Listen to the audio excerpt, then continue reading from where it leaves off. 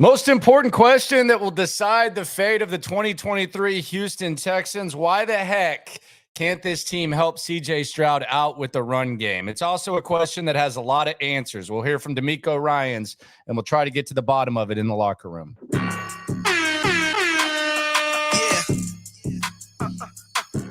Yeah, it's the locker room on YouTube. You know what it is. Let's get it. Hey, locker room. Yeah, we in the locker room. Texas talk. Yeah, you know what we about to do. Localize every angle's what we. Why the hell can't the Texans run the ball?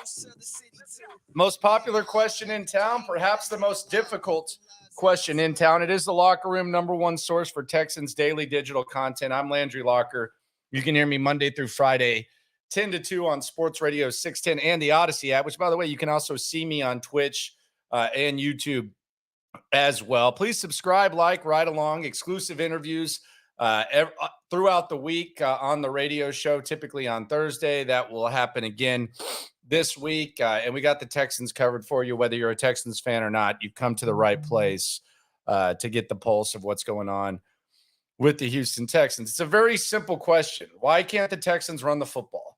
CJ Stroud's having a historic start to his career at the most important position, but the team cannot run the football. Could I interest you in some stats? The Texans right now, 82.6 yards per game. That's 27th in the NFL, 3 yards per carry, which is tied for last. That's not going to get the job done, and that's damn sure not going to help your quarterback. But the question is, what is it? You have a lot invested in the offensive line. Now, before this week, you could say, well, they don't have their guys out there. And I hate to say this because I like Juice Scruggs, but if not having Juice Scruggs is enough for this to be the worst rushing offense in the league or one of the worst, then you got problems because you have the highest paid offensive lineman in the NFL in Laramie Tunsil, and you have one of the highest paid tackles in the NFL in Titus Howard. That's 40% of your offensive line. Just them appearing and showing up should be enough for like some sort of improvement. Like it shouldn't be as bad as it was in Atlanta. I keep hearing about continuity, and I understand all that, but I mean, the week before, Austin Deculus, you were down to your third string left tackle. You had third stringers throughout the offensive line, and you ran the ball better. So we go back to the question, why can't the Texans run the ball? And it's interesting because typically when you throw out a question, you'll get two answers, you'll get a few answers. But I threw this question out earlier today on Twitter, X, whatever the hell you want to call it, and I got a number of answers. We'll hear from DeMeco Ryans. We'll also try to get to the bottom of this. But here was some of the stuff that I heard when I threw the question out. Brown Chubby Bear said Pierce is not a scheme fit and he lacks vision. He put up a highlight that had nothing that really showed that. It actually showed the opposite with a nice cut. Beltway Boys says it's personnel. Don't have the best run blocking O-line, and running back is just okay. Hopefully Scruggs comes back and will help. It's crazy to say, but I think Kenyon Green is actually a good run blocker. My answer to that is, if the problem is personnel, then that's a problem because you're investing a hell of a lot in two guys that people seem to be accepting as not very good run blockers in Titus Howard and Laramie Tunsil. And they're elite pass blockers, but if two of your five best offensive linemen, two of your five offensive linemen and two of your highest paid players have weaknesses, especially in that area, is it something that you can overcome? Like I went back to like 90s NFL. That's kind of like the golden age for me.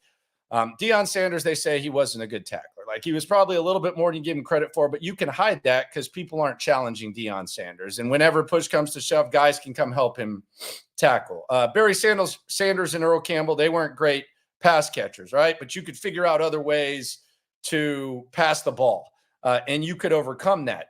If you're two of your offensive linemen aren't good run blockers, are you ever going to completely be able to run the ball? I don't know whether that's the reason or not, but if that's the reason, that's the most discouraging, especially with how much you have invested. Golf Realist talking about Andre Ware calling out radio hosts for wondering about Damian Pierce. Vera says scheme fit for Pierce. Lack of continuity with the offensive line. I really just don't want to hear that. I'm asking for like a slight improvement. Beer Belly Sports, Pierce isn't patient enough for a zone blocking scheme. He just wants to hit the hole as soon as he gets the ball and hit someone. He needs to be able to do cutbacks and wait for things to open up. We'll get into that a little bit later. I said in the offseason that they needed to make Dameon Pierce 1B at running back. I think Dameon Pierce is a valuable asset. I think Dameon Pierce is a good player, but the scheme fit thing is interesting. Ryan says the offensive line is still Swiss cheese and no decent fullback. I would disagree with that. I think Andrew Beck's good. I don't necessarily think you need a fullback.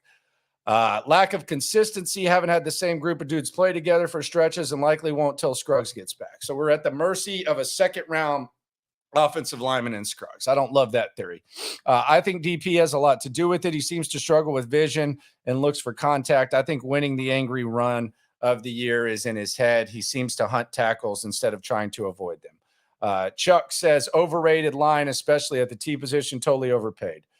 Fan says pitching it back 6 yards behind the line of scrimmage. NZA Rome says highly paid offensive linemen that are poor run blockers. That's a problem. Get Off the Internet says it's not personnel or scheme, in my opinion. Zone blocking is supposed to be flexible by nature, according to what I've read on it. The real problem is probably chemistry.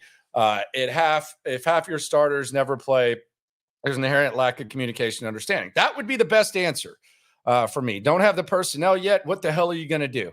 You used a first-round pick on Kenyon Green. You traded for Shaq Mason, made him one of the highest-paid guards. You used a second-round pick on Juice Scruggs. Are we just waiting for Juice Scruggs?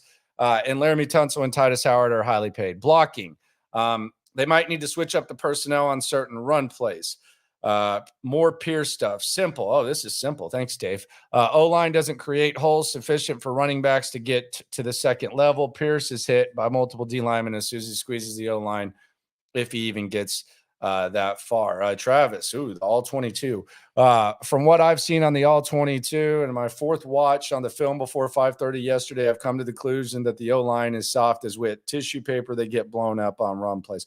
I think he's kidding about the fourth watch. I think that's a show bit. It's predictable when they're going to run it. So play calling, we get that. Need an Arian Foster type of running back. Don't we all? I wish we had a young Arian Foster. Don't we all? Our line don't pull. They're not athletic enough. Pierce isn't a good fit for the Texans offense. So we're getting a lot of Dameon Pierce and a lot of other stuff. You got 2 linemen who just came off IR. That group hadn't worked together since camp. They'll get better. Hopefully you're correct. O-line is okay overall, just doesn't dominate physically. How would you rate Tunsil as a run blocker? He's okay. He was 3rd yesterday, I think, on the PFF grades in run blocking and by far the best in pass blocking. So I asked you the question. Put it in the comments. Subscribe, like, right along. Why can't the Texans run the ball? Is it the scheme? I don't think so. I think this scheme has proven that it can run the ball effectively. Miami Dolphins run this scheme. They're averaging damn near 7 yards a carry. San Francisco runs this scheme. Christian McCaffrey right now is the front runner for MVP. So no scheme. I would completely dismiss that. I would actually roll my eyes at that. Is it the play calling? I don't think so. I think Bobby Slowick's been good. Quite frankly, I think it was pretty commendable that he stuck with the run as long as he did, especially on that last series. So I don't think it's the play calling. Is it the personnel? Could it be the running back? Could it be Dameon Pierce? Do they have 2 offensive linemen that are really, really good at pass blocking and not great at run blocking? Could it be a personnel thing? Could it be a chemistry thing? Could it be an offensive line chemistry thing? If we're talking personnel, is it the offensive line? If so, how? Is it Juice Scruggs? They're waiting on him. Is it Laramie Tunsil, Titus Howard? Because I got news for you, and I think we should have learned this by now. You're never going to be fully healthy. So if you're just waiting for all 5 offensive linemen to be healthy, it's not going to happen. I don't think the Dolphins have that. I know they don't, and San Francisco doesn't have that. So you're not going to get fully healthy. Is it the running back? Is it Dameon Pierce? Does Dameon Pierce need to be Marion Barber? Like I've said, and like I actually said to him, is it a running back thing? Is it an offensive line thing? What can be done? What do they need to do? Is it something that they have to address in the offseason? Is it something that they can figure out now? Couple things here. I do think Devin Singletary needs a larger chunk of the pie. Now, does that mean that Devin Singletary needs to get 50% of the carries? No. But you should not go an entire game without Devin Singletary getting a carry. That's unacceptable. That's unacceptable, especially with how Dameon Pierce has performed. And I love Dameon Pierce. I don't know how you don't like Dameon Pierce, but let me just put this in perspective, how Dameon Pierce has performed. He has 84 rushing attempts this year. That's 6th in the NFL. He's averaging 2.9 yards per carry. Now, we can sit here and we can figure out reasons why, but there have been some crappy Texans offensive lines and some crappy Texans teams, and those running backs were getting more than 2.9 yards per carry. David Johnson is 2 years with the Texans, 4.7 and 3.4 yards per carry. Alfred Blue, 3.1, 3.8, 4.2, 3.7, 3.3. So I don't care what you're talking about with the offensive line. Dameon Pierce should not be worse than David Johnson and Alfred Blue. That cannot happen. Now, do you abandon the run? I don't think so. I think you have to run the ball. I saw the interesting discussion between John Crumpler and DJ Bieniemy on this. I think you have to run the ball. The offensive line is just going to have to run better. Do you change it up? Do you bring Devin Singletary in a little bit more? Maybe so. DeMeco Ryans, he talks about execution, good old execution, which that's a very, very broad term, but that's what a lot of coaches say. Let's hear from DeMeco Ryans earlier today talking about the run game. It starts with a question from the previously mentioned ESPN.com's DJ Bieniemy.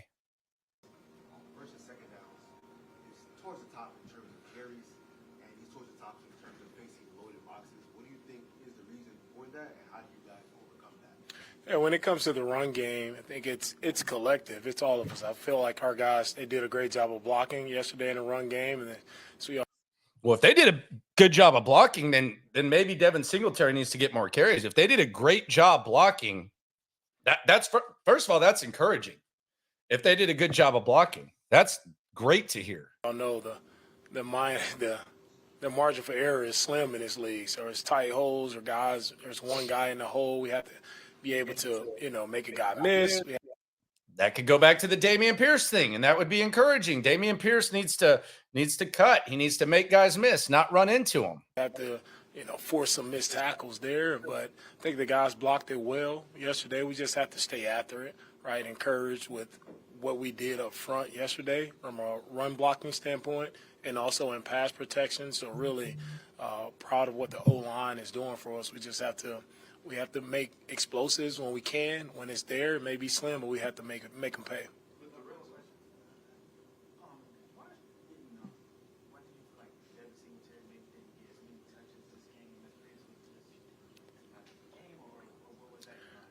With Devin not getting those touches, that's more flow of the game, and us as coaches, we have to do a better job of getting Devin more opportunities.